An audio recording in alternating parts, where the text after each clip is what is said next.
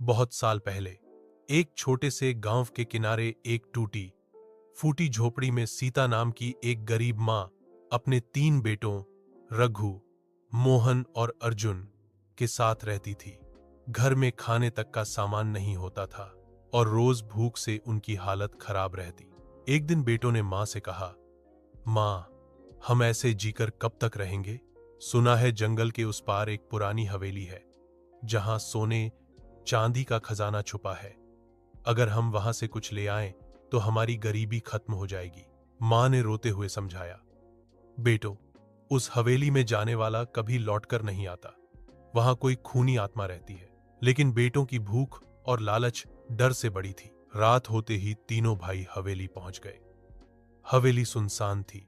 दीवारों पर अजीब सी परछाइयां हिल रही थीं। अंदर कदम रखते ही दरवाजा अपने आप बंद हो गया। चारों तरफ सन्नाटा छा गया। अचानक एक काली औरत सफेद आंखों के साथ सामने आ खड़ी हुई। उसकी आवाज गूंज उठी, किसने मेरी नींद तोड़ी? जो मेरा खजाना लेने आया है, उसकी आत्मा हमेशा के लिए यहीं कैद होगी। रघु और मोहन डर से कांप उठे, लेकिन अर्जुन ने हिम्मत दिखाई। उसने मां की माला कसकर पकड़ी और जोर से चिल्लाया, मां की दुआ कभी बेकार नहीं जाती। मां उसी समय दूर से अपने बेटों की चीख सुन रही थी। उसने आंसू बहाकर भगवान से प्रार्थना की। तभी हवेली की दीवारें हिलने लगीं और काली औरत चीखकर राख में बदल गई। तीनों बेटे खजाना छोड़कर भागे और मां के गले लग गए।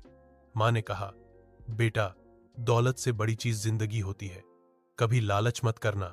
उस दिन के बाद उन्होंने मेहनत करना सीखा और गरीबी में भी चैन से जीने लगे।